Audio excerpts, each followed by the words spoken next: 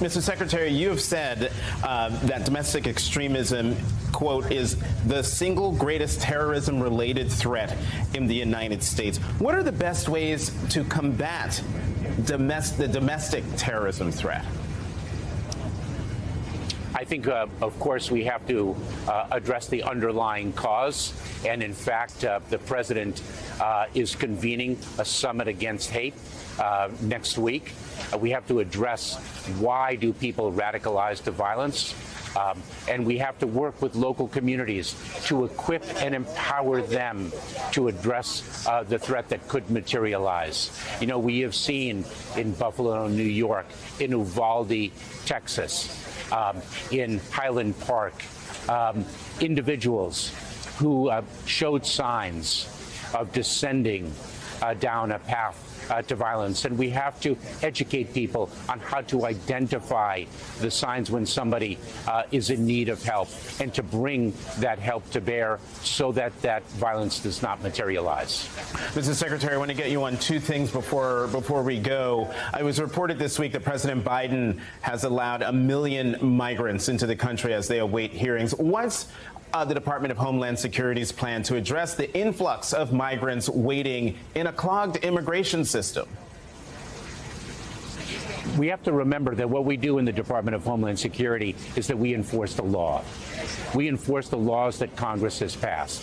And those are laws of accountability as well as laws of humanitarian relief. We have an asylum system in this country. When individuals arrive in the United States and make a claim of fear of persecution by reason of their membership in a particular social group, they are able to make a claim for asylum in immigration court. And if their claim does not succeed, they are removed from our country pursuant to the law. If their claim does succeed, they're granted asylum. That's what we do in the Department of Homeland Security. That is what the law provides that Congress has passed. Mm-hmm. And finally, Mr. Secretary, one of the reactions has been for governors to send the migrants elsewhere. And I'm wondering, is it appropriate for the governor of Texas to send busloads of migrants to Washington, D.C., New York, and Chicago? We work very closely with state and local officials who work closely with us. It is very, very important that these efforts to address the needs of migrants, the claims of migrants, as well as the needs and claims of others, that we work in a coordinated fashion, that we work in partnership. The failure to coordinate with us causes disruption, and that is unfortunate. Welcome to Burn Babylon Burn. This is not a news show. It's an opinion show. We encourage you to do your own research. We do not give financial, legal, medical, or any kind of advice. Now enjoy the show.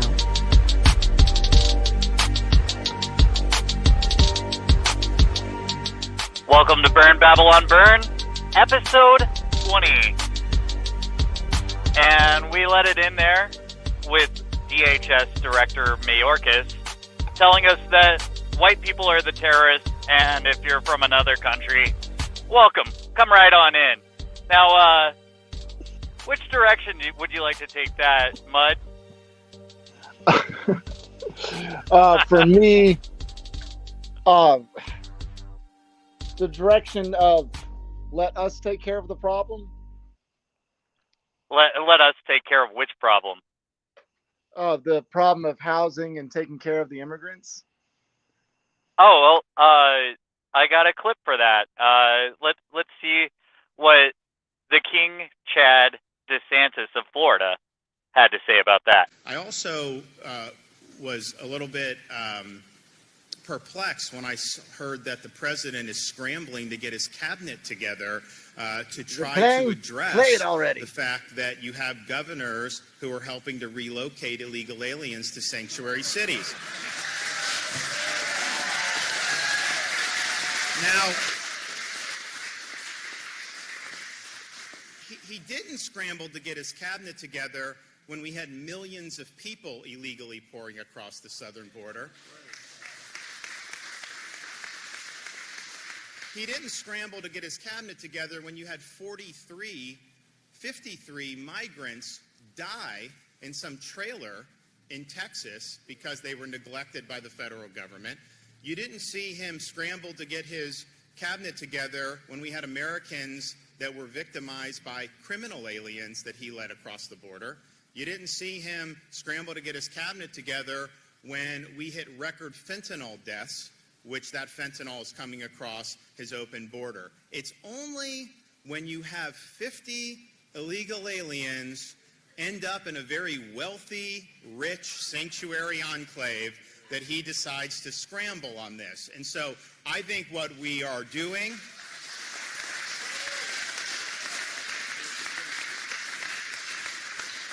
I think what we're continuing to do is use every tool at our disposal to insulate the state of Florida from the negative ramifications of his reckless border policies. And yes, that involves helping with transport. It involves suing on catch and release, which we have done.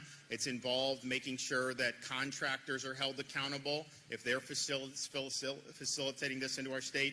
And we have a statewide grand jury that's looking at different types of practices that may be going on in the state that's exacerbating the problem. And so, the end of the day, this is a massive policy failure by the president.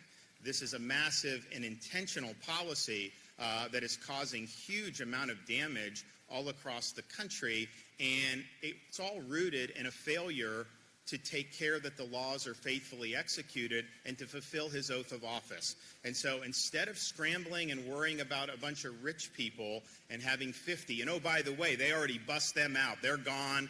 They said we want everyone, no one's illegal, and they're gone within 48 hours.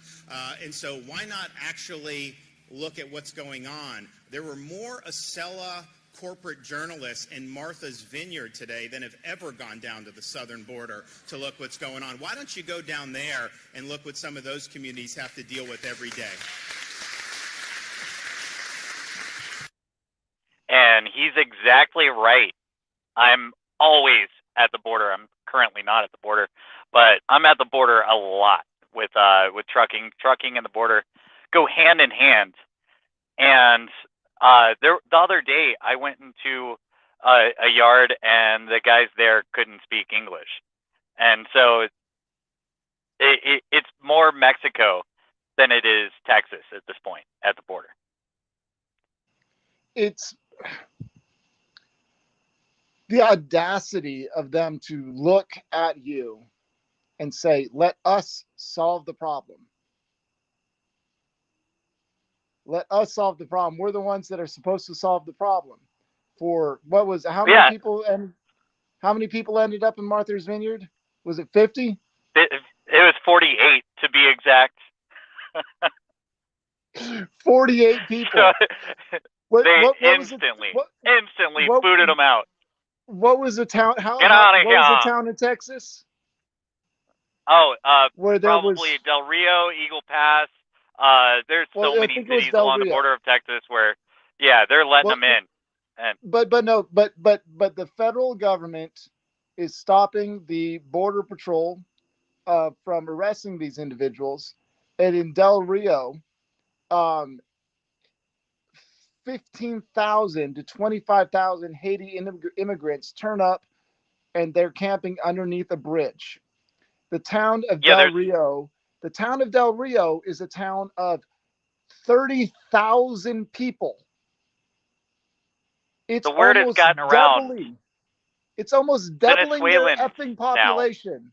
Now. Yeah, the Venezuelans are now coming through the border right there, as well. So the word has gotten around that if you want to come to the United States, you come through Texas, and Del Rio might be the best spot. I've actually crossed the border at Del Rio for bike touring, and it wasn't so porous. And that was during the Obama administration. So things have changed for sure. The audacity of them to say, "Let us take care of the problem. Let the federal government take care of the problem. We got this, guys. We got this. F you guys." Like, seriously. Well, they're clearly not taking care of it. I do see a lot of Department of Public Safety Texas troopers out in the borderlands I see a lot more of them actually than I do see Homeland Security slash Border Patrol, and that is the department that Mayorkas heads. He's the head of Department of Homeland Security, which Border Patrol is under that, and so they're letting them straight in. That's basically what's going on these days. Yeah, they're letting them straight in, and they complain when they come to their communities. It's right. This is the best play. Like this is boss mode by DeSantis, because yes, it was a really good play to send the immigrants. I think it was Governor Abbott from Texas that sent the immigrants in front of Kamala Harris's house. I mean, that was a really good play. I mean, that was hilarious. There was several great interviews from that. Yeah, I subtitled this episode "Illegal Dumping."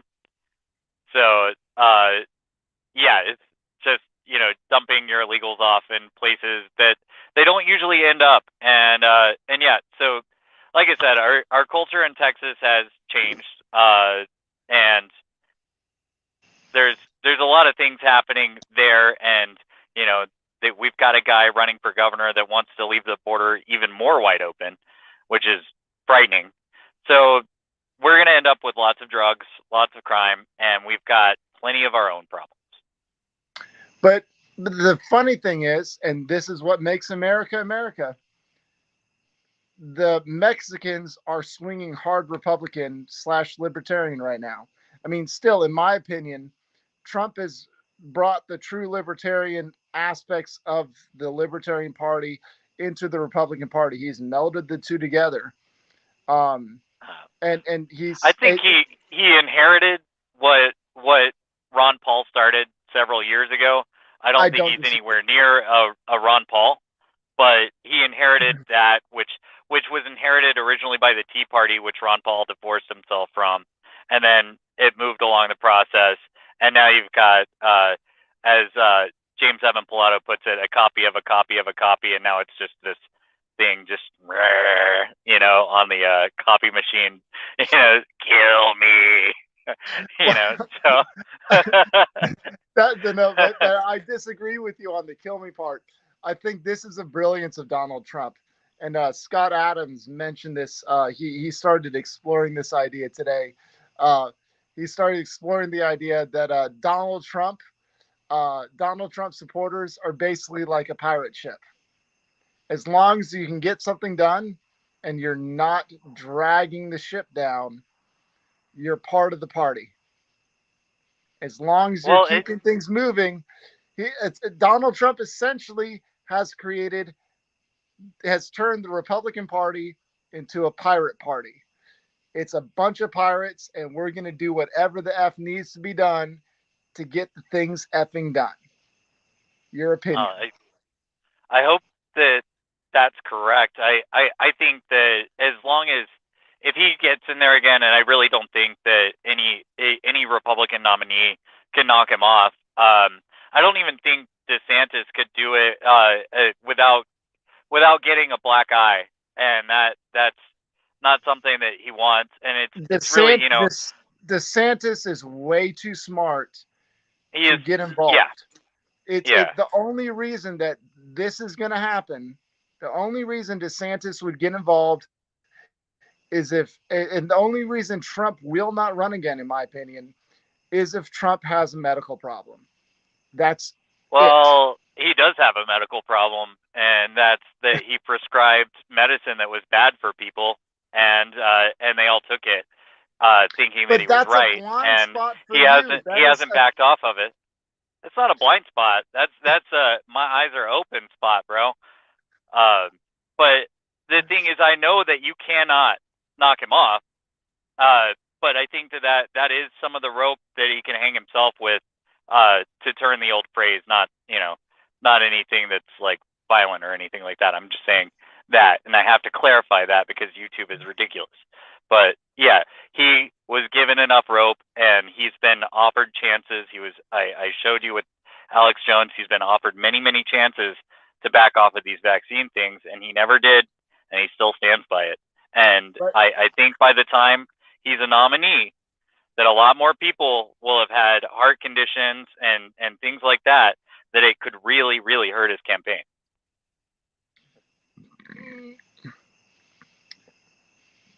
it's going to be a very interesting. This is going to be the one play that we see that is he could lose because of the libertarian perspective or the libertarian outlook on certain things. Once again, in my opinion, the libertarian outlook on things is always looking for the worst, which is not a bad thing. But worst case scenario is not always case scenario. In my opinion, personally, and this is not medical. This is not medical advice. In my opinion, right. We cleared that up. If I just want to restate it. 50 to 60 years or older, it's not a bad idea to take the vaccine, in my opinion. 50 to 60 years. I think maybe 60 to 70. It's still a gray spot. Well, you already know what I think. So I don't think that it should have ever even been made. But people decided to become test subjects, and they weren't treated as if this was a test, but it was a live test, and people signed away their rights whenever they took it. So everybody that took it, it really is on you because you signed away your rights, and that's really unfortunate. But the people that promoted it, like Donald Trump, who promoted it big time, those people are part of the reason those people made that decision, and it could really hurt his campaign. But I mean, Biden recommended it too. But here's the distinction in that.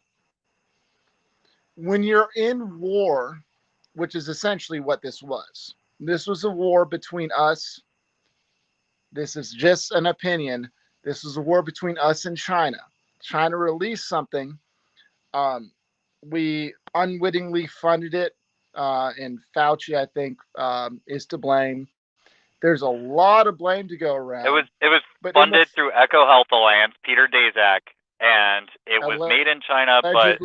Allegedly, you can follow the paper trail on that. It exists, but yeah, we still need to say allegedly. If you want to pretend like this stuff didn't happen, no. EcoHealth Alliance was the money behind the creation of this, and that $6 trillion that they printed was how they implemented it and how they got this vaccine program, and why you couldn't drive 6 miles down the road without seeing 3 signs that say "Get vaccinated." The whole campaign, all the shots that they gave them in other countries, man, I wish I was going to get a clip of Rand Paul grilling Fauci, but I was like, we're going to go along with this. But I didn't think we were going to talk about this. And it is kind of like a verboten topic because the censorship heavy people that don't want you to have this opinion, but it's a true opinion, we'll cut you off. Yes, but I'm going to try to see if I can get this point across. There's a persuasion game to change hearts and minds. So one thing that I tell this to my mom on a regular basis, because my mom is extremely opinionated and everything has to be her way, and she's a little bit, she's a little different. And I say the same thing to my dad. If you push, they'll push back. If you try to flank, you have a better chance. I think the libertarians are making a problem because they're just pushing. They're pushing and shoving. And I think the same thing for a lot of Republicans. They're pushing and shoving this one thing. I don't disagree. I'm just saying it's the wrong way to approach it. It's stop pushing and shoving, because if I were to walk up to you and I were to push you, what would be your reaction? Probably push back. But the thing is, it's one thing, it's not all libertarians, and two, really there's going to be a large group of people that have changed their mind on this thing by that time. I can already see it happening.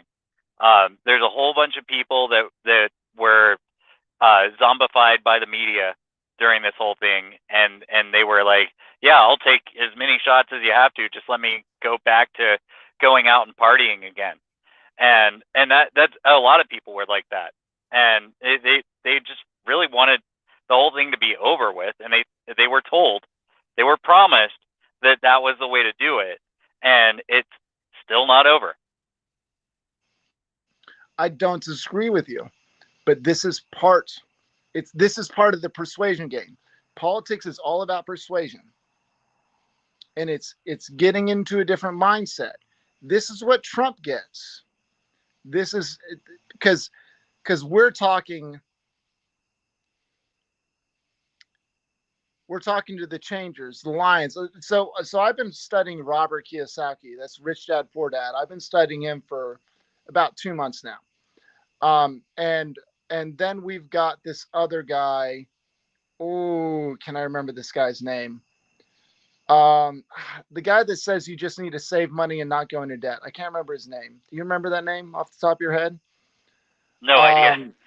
He's got a more generic name. I can't remember his name. So we've got this one guy that says you've just got to save money and not go into debt. And then you've got Robert Kiyosaki that says make money off of debt. And the people that I feel like the libertarians line up more with, and the people that are like no vaccines whatsoever, and it's a mindset, it's like a mindset of a lion, like squash this thing. The thing is it's a rare breed. Most people are going to come into that area of persuasion to where they've not dug that deep, and they just need to hear more voices. Whereas the people like Robert Kiyosaki is like, this is the way you make money. This is the way you make money exponentially. And there's a distinction between the two. Not everybody is meant to be an entrepreneur. And whenever it comes to the persuasion game, it's like the libertarians in your and my stream of libertarianism are looking at everybody else like they're just like us, rather than understanding they're different. They have a different purpose. They have a different persuasion. And we're not going to be able to spread out and change minds if we have this hard, solid period. We need to understand that there's a way to reach out better, to send the message out more clearly that these people are trying to control us. And if we keep on running up to these people and shoving them and saying, you're effing wrong, they're not going to change their minds, because they're going to push back. If I shove you, you push back. That's every human interaction. That's not what I'm trying to say, though. What I'm not trying to convince anybody of anything. I'm just saying that is the rope that he gave the other side to hang him, and I can already see them trying to do it, and he's had chance after chance after chance to wiggle his way out of it, and he's not doing it. So there we go. And I think ultimately it won't be any of the crap they found through the FBI. It will be that will take him down. I mean, this massive extermination program, in my opinion, it's the worst thing that's ever happened to humanity. Really, if you look at how many people took this shot, the fact that a lot of these people are infertile now, possibly not medical advice, but yeah, there you go. All of that stuff. This thing was massive. It was destructive, and if they put it all on him, and you see the way the media spins things, they act like they had a completely different position the whole freaking time whenever they have a chance to, and they will do it. They just like January 6th, they're like, oh, look at this riot, this crazy riot. We would never riot. They burned down cities the entire summer before. They did it, and they were proud of it, and the vice president bailed people out for it. So, like, you can see that happening all the time. They don't care about appearing hypocritical whatsoever. It doesn't taint them. The same people will follow whatever the heck they tell them to do. So whenever they do this pivot, and I can see it coming, everybody can see it coming a mile away. They're getting rid of all the people that push the stuff the most on CNN. They just demoted Don Lemon, and that is where they're going next. When you watch them, you can see what they're going to do. But in my opinion, this is part of the persuasion game. Politics is a giant persuasion game. It's a massive game of chess. And you have to understand, most people don't pay attention to the news as much as you and I do. You and I are in a unique area, although I think both you and I, if we were just working at restaurants to where we couldn't listen to it, we would still listen to another 8 hours afterwards rather than listening to freaking watching TV shows. We would stay informed. A lot of people don't stay informed, and they're operating off of what's being pushed in front of their face. We're like the 10%, maybe the 5% of people that are really paying attention to the statistics, really paying attention to what's going on. And in my opinion, Donald Trump and Ron DeSantis recognize that. And they're playing to this game. So does Rand Paul. These guys are heavy in politics, and they're not straight out saying the vaccines are killing you. That's not what they're saying. They're asking questions. Because right, you can't say that. We can say that because we get like 20 viewers a week at best. But yeah, well, we can say that. We can get away with it because we're not big enough for the censors to come after. I say it on Twitter. My account's frozen for 12 hours or a week or 3 days or whatever their stupid penalty box is. It hasn't happened for a while because I've figured out how to use code words. And that, that's maybe something we should do here. But anyway, I'm tired of being chased around about it. I've heard them say it for years and years. There's a group called the Club of Rome, and they want a large portion of the population gone. And that's what this whole Great Reset thing. That's what all the commies want. All the socialists want. The socialist countries, Norway or Sweden, one of the two. There's like, oh, we got rid of Down syndrome. Oh, well done. You just killed all the kids that had Down syndrome. Well done, you effing demonic-minded people. You want to congratulate yourselves for killing everybody with Down syndrome. You fucking evil bastards. That's my opinion. Anyway, and that's why they're their big push for abortion, their big push for the transgender thing, because that ultimately kills people's reproductive organs. The culture. I mean, like that's where I don't have kids because of the culture. I just figured this out. I'm like, oh crap. Well, it's really my fault. It's my choices that led to it. But at the same time, I think the last 3 women that I dated couldn't have kids. So, there's a lot of things going on. And that also includes some of them were victims of pharma. So, like the birth control stuff, whenever they take it as a teenager, eventually makes them infertile forever. Did you know that? It somehow happens. Yeah. So, yeah. Anyway. Well, that's a good tangent. I mean, like for me, the reason that I don't have kids and I've never had a girlfriend is because the women around me, the women that I've met, they're effing scary. They're authoritarian minded. They don't know how to do anything or create anything. They just want to force their will on you. Like I'm pretty sure at this point that I have to go to Israel, Ukraine, Russia, or like Colombia to find a wife. Like Like my goal is set, make a lot of money, go overseas, find a wife, bring her back here. That to me is the best way to find a wife at this point. Just wait at the border, dude. They'll come right to you. It's true. I could hang out a little while. I could go down to Texas and dedicate my wedding in honor of Joe Biden. Thank you. You brought across so many women. I actually had a choice of which woman I could have to be my bride. I mean, all the people that actually come across the border, they're probably going to eventually vote Republican if they get citizenship.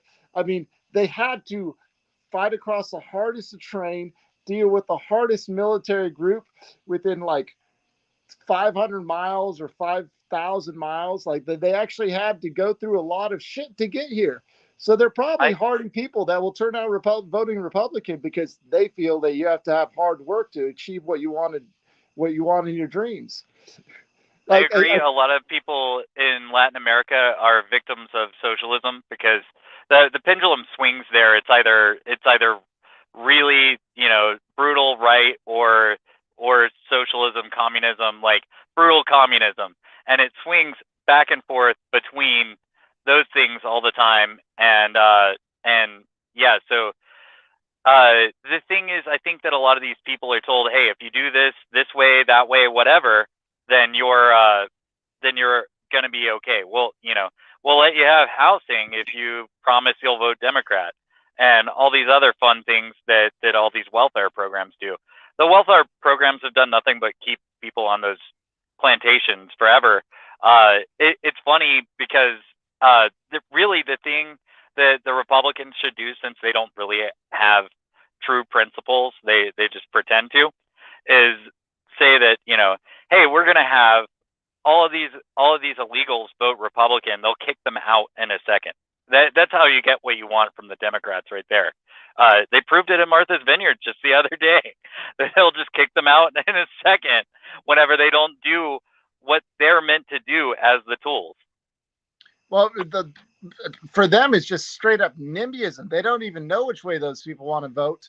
They just don't want to have to deal with them as a problem. And to me, this is the most annoying thing about Democrats, socialists, and communists. They want the state to take care of the problem. If I was presented with 5 people and it's like, hey, we're legally here and we want a job and we're going to work our asses off, I would say, awesome. I'll figure out how to get you a job. I'll make money off of you by getting you a job. And I'm pretty sure in 5 years, you'll be running your own lawn care business. But I'll be happy because I actually have somebody I can depend on while they make money off of me, to buy their own equipment. It's going to take a year or two, et cetera, but they're going to be working their butts off. But that's not the attitude that Democrats have. The attitude Democrats have is, hey, government, my God, government, my God, let me pray to you and ask you for a solution. Oh, you don't have a solution? Well, let me take the problem and ship it off to Cape Cod. Let me just find some way to take the problem and move it somewhere else, rather than look at the problem as a possible solution. It's just a shuffleboard. It's just a managerial class that actually doesn't know how to create anything. They just manage other people's stuff, and they think they're special because of that. Well, so they use your money to bribe people to vote for them, so that they can get more of your money to bribe people to vote for them, and it's a machine. It's snowballed, and that's how they operate. That's how they've operated for a long time. It's amazing that just now people like Bannon are finally understanding this enough to communicate it to other people and get some activism going on that side. And you see how they're reacting to that. They've gone so crazy that they arrested my boy, my friend, my mustache guy, Mike Lindell. In fact, here's MyPillow. I can prove it. Here's MyPillow. It's MyPillow, but it's MyPillow Mike. Yeah, MyPillow, MyPillow. Yeah, my. Yeah, I just added the other one for fun. Anyway, they went and arrested Mike. They took his phone, and now he's going to sue the FBI. We are suing, as you're hearing it here first, everybody, we're suing the United States government and the FBI. Hold the clip. And this isn't just to get the phone back. This is my First, Fourth, and Fifth Amendment rights were broken in the constitutional right. And this needs to go everywhere. We're not going to put up with this. We're not going to be the Gestapo like in Nazi Germany.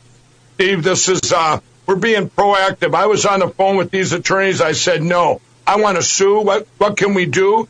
We got all the lawyers on the phone. They looked up all these statutes. We're going to go to places where no man has gone before. This will set a precedent. This has to stop. Nobody gets to bash people's door down and you get 40 seconds to answer your door. Nobody gets to corner and take a phone away of a private citizen, their company phone, so and their hearing aids, everything else.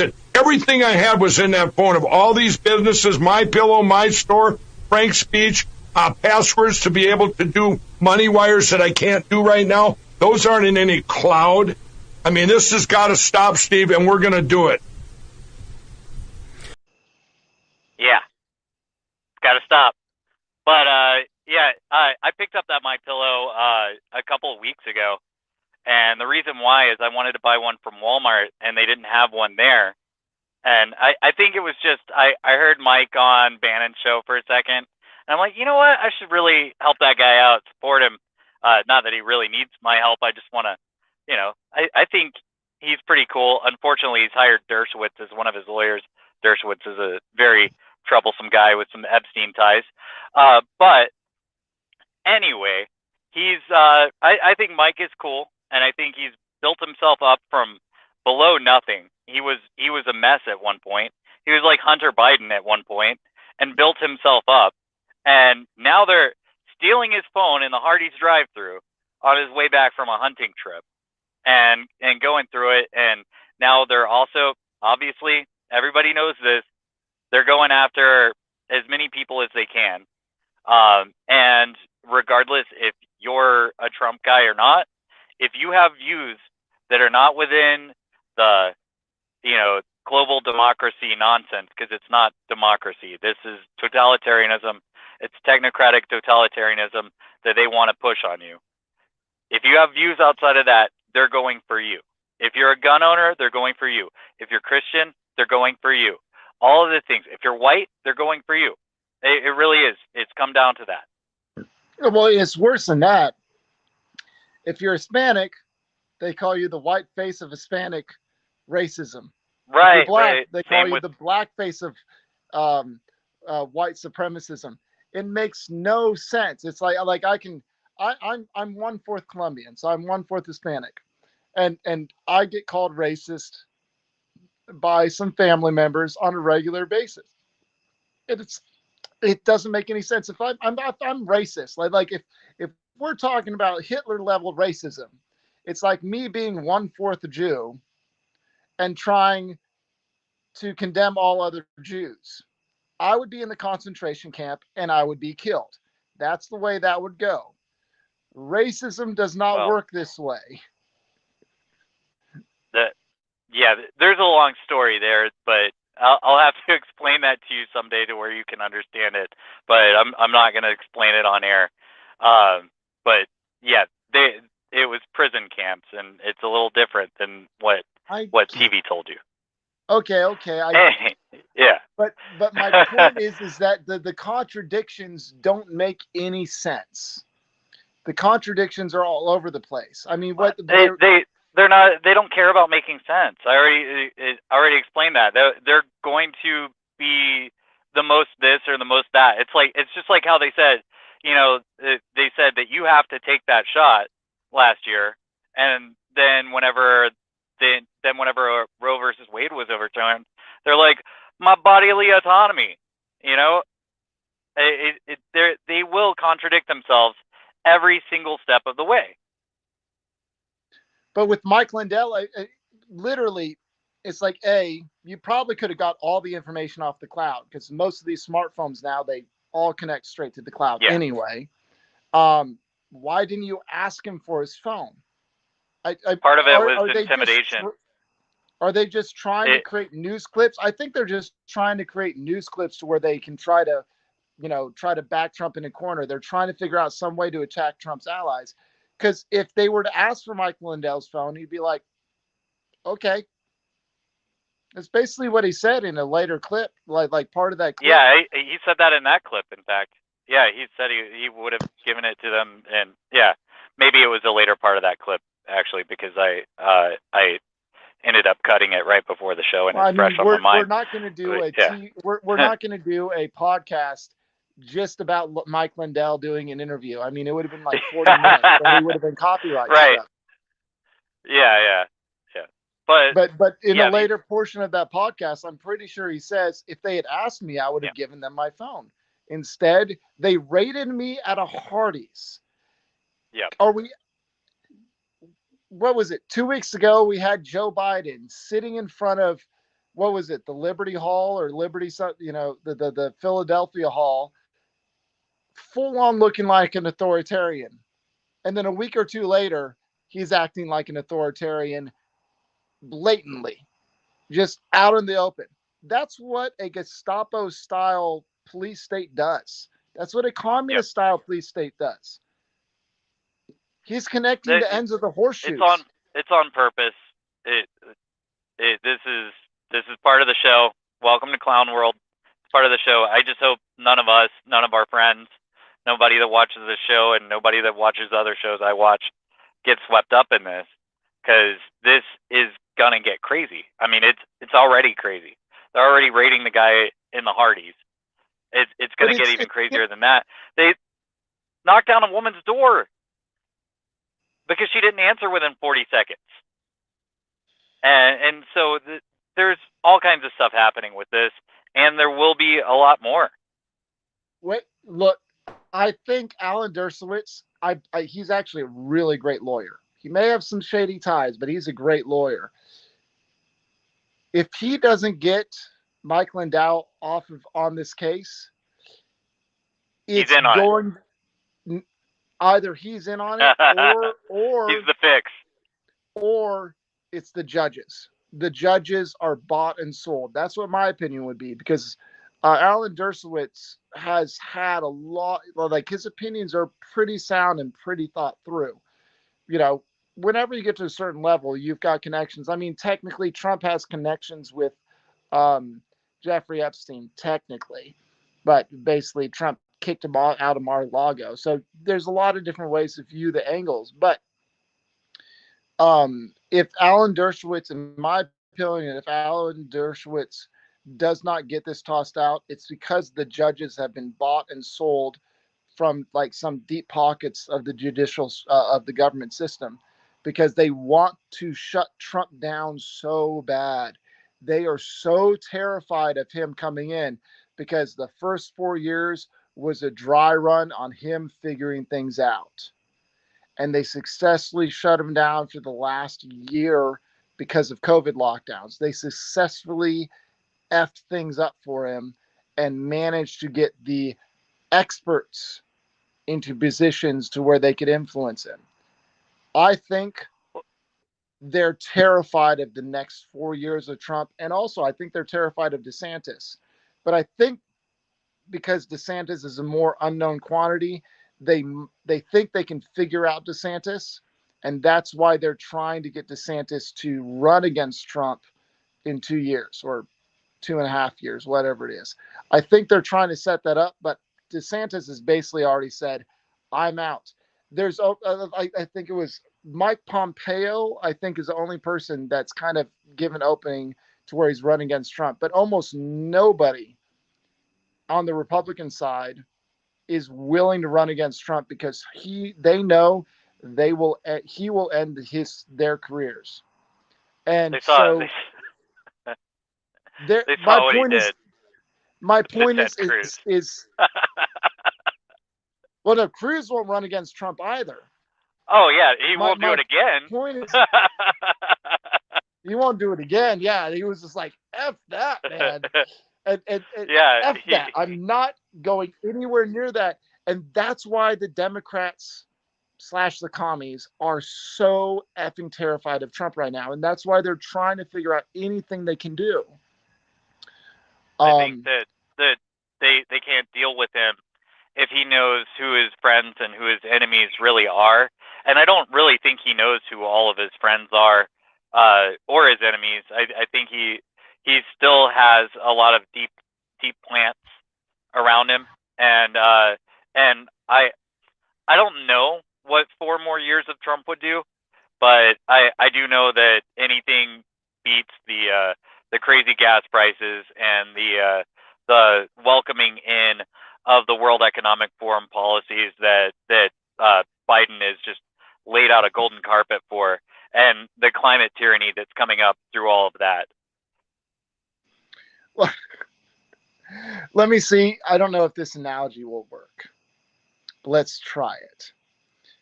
We've got Elon Musk trying to buy Twitter, and then Twitter saying no, because Elon Musk initially was just trying to become the head of the board. He was buying up certain percentages, etc. And then Twitter was like, you can buy 5% more, but you can never buy enough to become the head. And then Elon Musk said, screw it. I'm going to become the head of Twitter. I'm going to buy you outright. And then Twitter goes and they say, okay, we'll take your offer. And then Elon Musk says, hey, I'll accept the offer, but you have to prove that there's not this many bots. And then Twitter says, well, this is a sample size. And then Elon Musk says, that's a sample size of like 1,000 subscribers. That's not enough. You guys are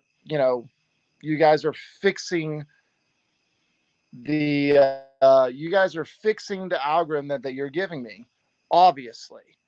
And then Elon Musk says, I won't take the offer. And they say, you have to take the offer. And this is what I think Trump's second term is going to look like. He figured out the problem. Just like Elon Musk, he came into Twitter. He said, I'm going to get this done. I'm going to solve this problem with this huge media platform. I'm going to solve it. And they say, well, solve it for this price, like way up here. And he says, well, it's down here now. It's cratered. And they're like, no, we need you to buy up here. And then Elon Musk is like, well, no, we're going to settle it down at this point. It's negotiations. And that's what Trump's doing on a persuasion level. He's exposing them. That's what's happening right now. Trump and through Trump's power, persuasion, and his allies is exposing the hypocrisy of what's going on. And anybody that could possibly rival Trump looks at Trump and says, F that. He will destroy my career. I'd rather be his VP. There's going to be a bigger fight for people to become Trump's vice president than there will be in the nominations to become president on the Republican Party. Anybody that runs against. I think DeSantis would be more effective as governor of Florida than as vice president, but I do think he should run for the term after. So yeah, it could be some figurehead kind of thing that isn't the heir apparent, but is is somebody that gets things done like the way they did us with Cheney. And I guess let's actually. But positive, not like Cheney, but Biden didn't run whenever Obama's second term was over, and Cheney didn't run when Bush's second term was over.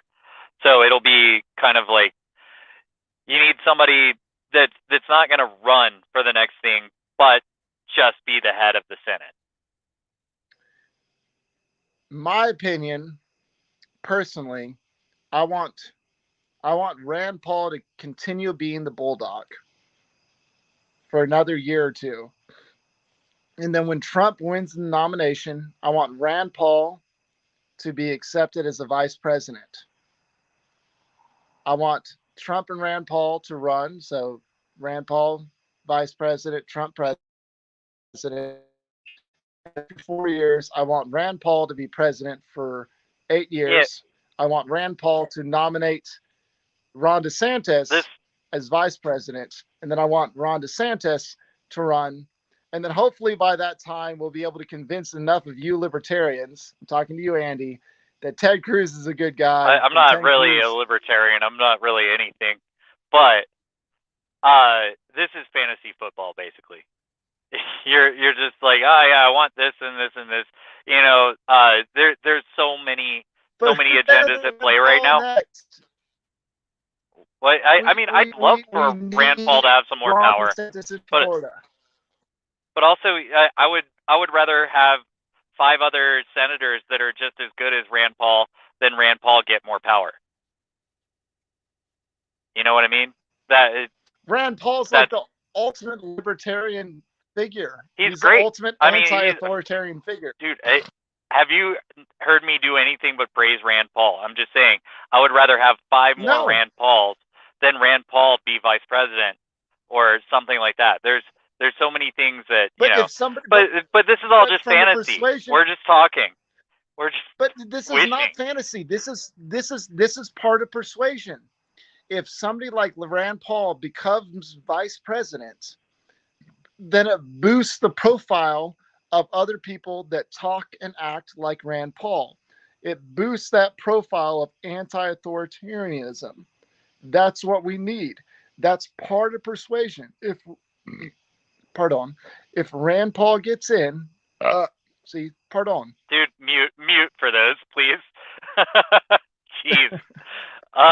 If Rand Paul, I gotcha. I see what you're. Rand Paul I know what you're saying. I'm just saying that this is just dreaming. It's like, you know, we're never gonna see. How is it dreaming? Who better? Because we both agree, Ron DeSantis needs to stay governor I can see that, for another 8 years.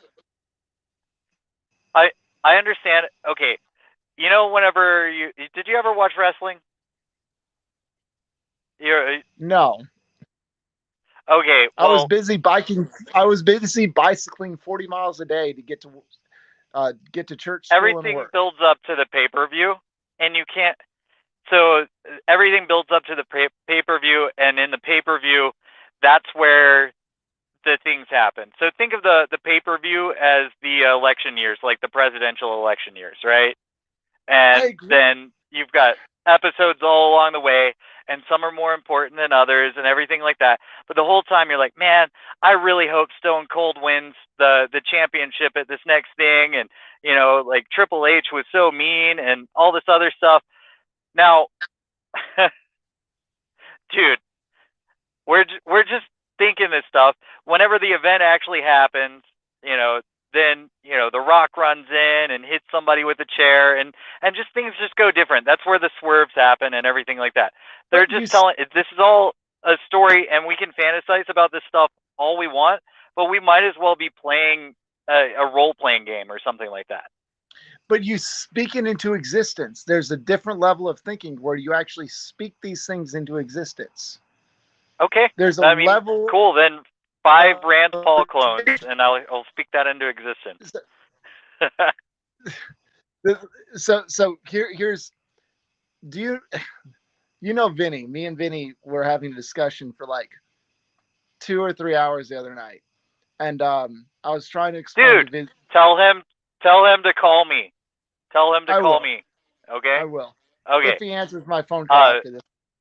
But me and Vinny were having a conversation, and I told Vinny, Ukraine is going to win. Do you know why? Because you want it to, and you were watching the wrestling match, and that the World Economic Forum wants to make them win, and NATO and democracy and a whole bunch of other nonsense. Nope, not at all. Nothing of that. Okay. It's the same reason America won the Revolutionary War. Oh my God. But what does that mean to you? I'll tell you that. I mean, they're hopelessly outnumbered, and you could give them all the weapons in the world, and they'll just sell them on the black market, and continue to put money towards Zelensky's coke habit. Yeah, they're not going to win. They're going to. I mean, if Russia really wanted to hurt them, they could. Russia outnumbers them by a whole lot. I don't even need to explain this to you anymore, man. But statistically, it's just logistics. But Russia cannot deploy mass levels of casualties against Ukrainian citizens because Russia has declared Ukrainian citizens are their own citizens. They've boxed themselves into a corner. Ukraine is going to win because Ukraine decided about 2 weeks ago that Ukraine was going to win. They chose that they were going to win. They were going to make it happen. They were going to make it work. The writing team decided that was going to be the storyline of the week. This is like that war is real. It's actually not a war. It's a limited military engagement, or else Ukraine would be not even called the Ukraine anymore. And it's only been a country for 30 years, by the way. So they definitely won't get Donbass and Crimea back. They're done. There's no way they're going to win. And what they're fighting for is something terrible. What they're fighting for is to become a part of the globalist world order, and they're better off surrendering to Russia. The point because is it not really, like, the salvo that was shot originally was whenever Viktor Yanukovych was ousted for Zelensky, and Zelensky was an agent of the globalist, and now we're stuck in this crazy storyline that's going to make energy in Europe terrible throughout the winter. A whole bunch of people are going to suffer because of this. I don't disagree. Not just the people there suffering. The point is whether or not they've been persuaded that they are going to win. It's huh? They're smoking crack if they think they're gonna win. They're hanging out with Hunter Biden a little bit too much in those Burisma meetings, because they have absolutely no chance of getting anywhere against Russia. But they decided. They decided that they were going to be a stooge puppet of NATO and the UN and all of these crazy powers that shouldn't be. And they decided they're going to suffer for it big time. They decided they were going to win. Yeah. They made the choice. We'll see what happens. We'll see what happens. I promise you. But that's look, that's the choice that the founding fathers made. We're going to win, or we're all going to die. These are Paul Bunyan stories, dude. But that's what you're dealing with here. This is Paul Bunyan stories, man. That's what's Paul happening Bunyan. here. Well, cool. I'm Hunter Biden. My point is, there's a decision. There's a deciding point at which you decide you're going to win. You're not going to complain about the situation anymore. You're going to say, this is it. We're putting a pin in it here. This is the way the story is going to go, because we're deciding it. And we have a point to where we can decide right now in America whether we're going to slip into full-on communism, authoritarianism, and socialism, or whether we're going to stand out and actually be what America was founded to be. We have that choice. The founding fathers, basically every single signature written on the document, the Declaration of Independence, every single signature was, we are going to win or we will be hanged. That's what every single signature on that paper was. And they knew it. They would be hanged if they did not win. They chose, my hair is going the wrong way. There we go. That's better. They chose to stand up and say, this is the end. We are going to stand on this principle or we will die. And it was something like 10 to 20 years in the building. It was not some small little thing that some drunken person talked to another drunken person in the bar. It was a conglomeration of people saying, this ends here, and we have this choice once again. We have a choice to crush this authoritarian BS nonsense and say, okay, F you. That's our call, and I think Ukraine's going to win, because I don't think that they're standing for anything big, though. They're standing for continually being used for human trafficking and being the most crime-ridden hellhole in Europe. Well, in that case, that's a really good point. I think that's a really great point. I think the next point, the next level. Terrible things happen there. And a lot of people don't know the reality of the terrible things that happen there, because the news made it sound like it was something different than what it was. And they're much better off being ruled by Russia than they are trying to play this game that they're playing right now. And we're much better off. We're several $billion better off not getting involved. No, I don't disagree with you there. I do not disagree with you there. For me, my entire reason for bringing this up was through a level of persuasion, but you actually brought up a great point. I think the next great understanding of this, the next, to see how serious they are, I think that they're going to need to come up with their own Declaration of Independence. This is why we're fighting. The people that would be writing it for them are the same people that are trying to get us to drink cockroach milk. Let's look at what they're... This is my point is this, that the point that I'm trying to bring across is that there's levels of persuasion and there's bad persuasion. There's persuasion towards comfort and there's persuasion towards freedom. That's what I'm trying to draw a distinction towards. Gotcha. I'm not persuaded, but I want to move on. This one's funny. Let me just say this last statement. I think that if your point I accept is valid. I think Ukraine made a decision, but if Ukraine's serious, it's going to come out with a Declaration of Independence, is what's going to happen. The people fighting in Ukraine are fighting because they have to. They'll be executed if they don't. That is their situation that they're in right now. It's every man under the age of 70 has to fight or they die. From my understanding, it's actually the opposite for Russia. Well, oh man.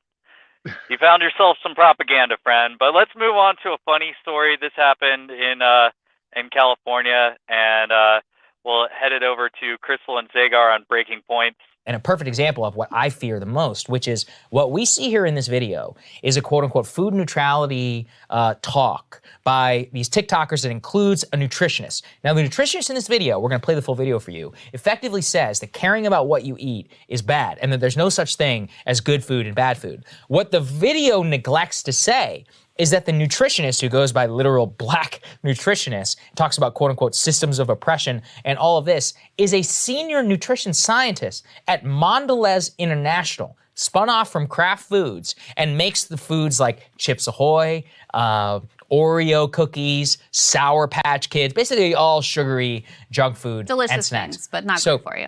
With that knowledge, now watch this video and see how much of an op that it is. I got us donuts. Those are so bad for you. Oh no, are they moldy? I mean, are they poisoned? Are you allergic? No, I'm just saying. You're judging my food choices based on a false standard of health again, aren't you? Guilty.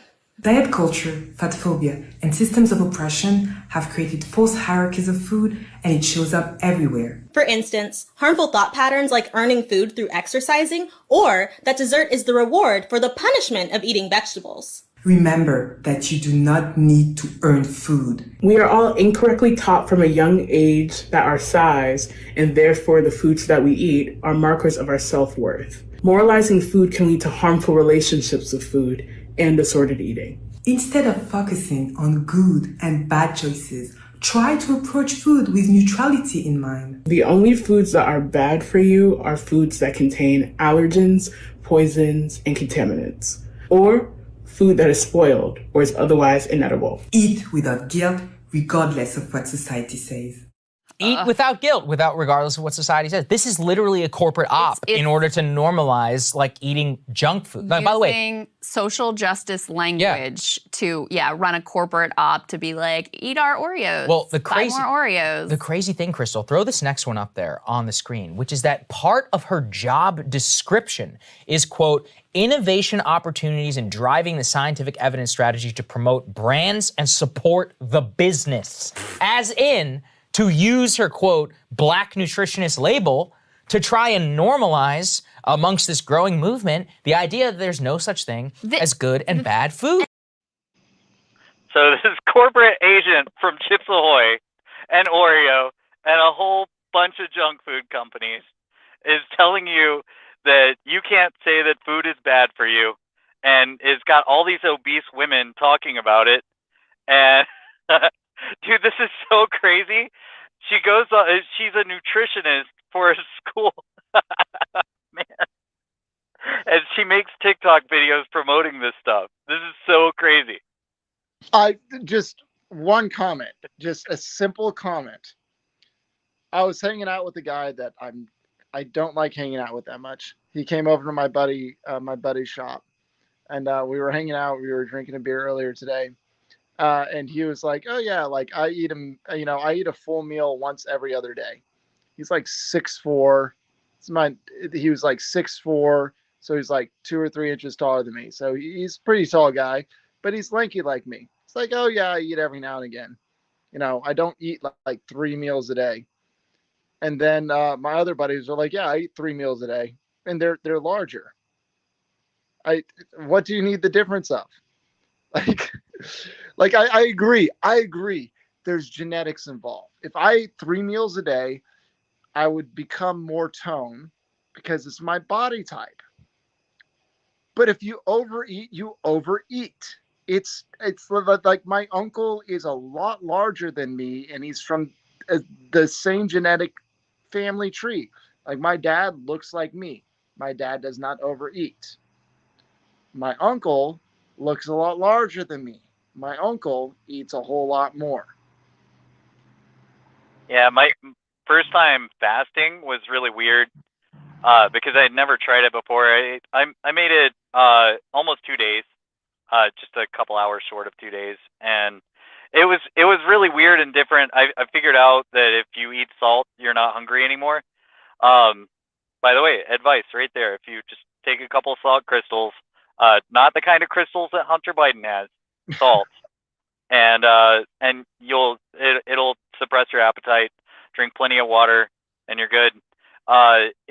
It was pretty cool though, just to learn that I could do that, and resist the urge. Also, if you don't eat breakfast, your stomach won't expand, and then hunger comes from your stomach shrinking.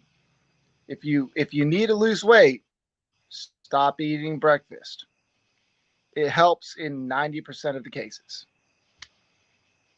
Okay. There's certain people that have side issues. I didn't know that. But we don't give medical advice yet again. Oh yeah, no, we don't give medical advice. None of this is medical advice. Yeah. But none of this what is that health lady advice. said Any is kind the largest level. Eat whatever makes she you works happy. for Chip Ahoy. So this is interesting. The craziest thing is that all these corporations, these crazy big corporations, they all have spies too. They have departments that are set up to put agents in places in order to accomplish things. It's not just lobbyists in congressman's office.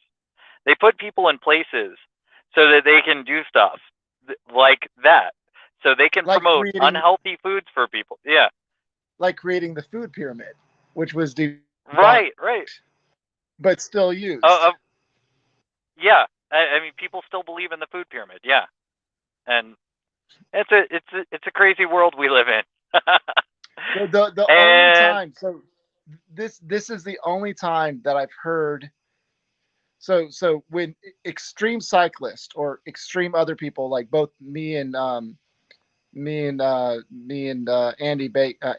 O. I was trying to remember your name on screen. Me and Andy O are both cyclists. The only time that it is advised to eat whatever your body craves is when you're exercising so much that your body, you actually feel a demand. Like growing up, I was around a lot of cyclists. I worked at a bicycle shop, and I was bicycling 40 miles a day. And one of the guys I knew was a cyclist who he done 24-hour bicycle rides. And his advice was, whenever you do a bicycle ride, like serious, long, continuous bicycle rides, he essentially did the Tour de France in half the time, because he was just cycling nonstop. He didn't have a time stop on him. He would like sleep 4 hours a night, something like that, and keep going. And his advice was, eat whatever your body craves. One day my body will crave peanut butter and jelly sandwiches. The next day my body will crave steak. It's good advice if you're exercising a lot. It's really bad advice if you're a couch potato. Right. Yeah, whenever I was a pedicab driver, that's a bicycle taxi, if you don't know what that is. It's basically a bicycle with a couch on the back for passengers. And yeah, I would eat sometimes 5 times a day, but trucking, I usually only eat 1 time a day because I'm sitting on my butt all day. So yeah, totally different.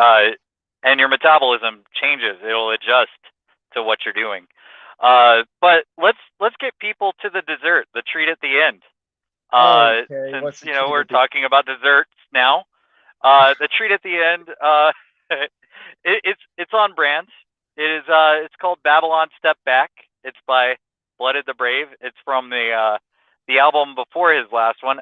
I unfortunately can't remember the title of it. I have it. It's a great album. You should have all of his albums if you can. But anyway, yeah. Blooded the Brave, another guy that makes freedom music. And really, if I'm ever at the bottom of a well, I could pull any of his songs, and they're all great to talk about freedom. So yeah. Let me do a quick outro statement if we're going to the music video. Okay. Cool. So on Burn Babylon Burn, I firmly believe that it's always best to have a discussion and disagreement on ideas. It's not good to live in a bubble. If you live in a bubble, you're never learning, you're never growing. So part of this channel's experience is to talk about ideas and disagree on ideas. If we're consistently agreeing on ideas, we're never expanding the conversation. We're just creating a microcosm to where you're never actually learning anything. You're just living in your own bubble. So we never want you to live in your own bubble. We want you to grow and expand and actually learn more about liberty, not conform to authoritarian mindsets. This has been Burn Babylon Burn, episode 20. That also being said, I got something else for you. I made us a Telegram room. It's t.me/Burn Babylon Burn because you can't start them with 3s. And so if you go in there, welcome in. I can meet the feds that follow our show. And yeah, so and if you haven't seen, there's a spin-off YouTube channel that simulcasts Mud's YouTube channel, and that's going to be our main channel for these 2 shows, Burn Babylon Burn and the Doom Kitchen. And just yesterday, I recorded the 2nd episode of the Doom Kitchen, and if you get a chance, please check that out. It's with my good friend Trevor Green, and we talk about S hitting the H, or wait, shit hitting the fan. But I wanted to do the letters, but I just stumbled all over them. SHTF. Yeah. SHTF. Anyway, check that out. It went really well. And if you haven't seen the first episode with the Drizzle from Grand Theft World Liberty Radio, that one is extremely worthwhile. And he just put out new Liberty Radio just yesterday, and it was awesome. And with that, let's give you the donut, the dessert, the Chips Ahoy. Here it is, Babylon Step Back by Blooded the Brave. Devil wanna flee, I got a scope zoomed in on the sniper in the trees. What's around? If the devil wanna flee, I got a scope zoomed in on the sniper in the trees. What's around? If the devil wanna flee, I got a scope zoomed in on the sniper in the trees. I grew up round ratchets and hatchets and spit these words on a tablet and leave them etched in stone. And yes, so cut to the bone, I'm full blown. full-blooded, Irish and defiant. To those on the throne, I collect the crowns of tyrants. I'm the rebel alliance who moves in silence and answers the call to all the victims of violence. We bust to hush the lies of the unjust and shut them up the same way they put us in cuffs. I'm tested and stressed, it could be under arrest and a second into rest, under a flag in the mess. It's the change you fear, so check yourself in the mirror and gut check your chest and see what you hear. You shook and I get it, but don't do it, don't hit it. That's what they want, the beef and a reason to knock out your front teeth if you speak. The venom of the beast is poison to anyone who believes in peace. So stay away and save yourself from the lies, cause a gun and it will come with tanks and knives. Look alive, but not at your peephole. Hope you got that iron flush bolt from Home Depot, cause they drill to kill and steal from us all and made us slaves in the name of the law. I'm surrounded, but I will wanna flee. I got a scope zoomed in on the sniper in the trees. I'm surrounded, but I will wanna flee. I got a scope zoomed in on the sniper in the trees. I'm surrounded, but I will wanna flee. I got a scope zoomed in on the sniper in the trees. I'm surrounded, but I will wanna flee. I got a scope zoomed in on the sniper in the trees. From up here, it's clear I could see him through the fear and way past the doubt. Have they used it, take you out? No blood on your chest, but you're dead with no breath. No mess, but you killed. They took away your free will. It's ill, and no, I don't need to prove it. Just look at how they're told. They're giving orders to do it. Drones flown by dead men with no souls who can't wait to be told who they killed. Now that's cold, and why I'm heated and refuse to be frozen. Ever look up to those who just do what they're told. I'm hot as steel that's folded into a sword and given to a son that he's stuck in the Lord. This is war, and what it sounds like to bite back. A psychopath who struck first blood and attack. I'm John Rambo with camo pack with pounds of ammo, and will unleash on the beast who won't leave me in peace. Can I live? Or is it too much to ask to keep my own money instead of funding the bloodbath? I want it back. This is the death of the tax and the rise of freedom. Babylon, step back. I'm surrounded, but I will wanna flee. I got a scope zoomed in on the sniper in the trees. I'm surrounded, but I will wanna flee. I got a scope zoomed in on the sniper in the trees. I'm surrounded, but I will wanna flee. I got a scope zoomed in on the sniper in the trees.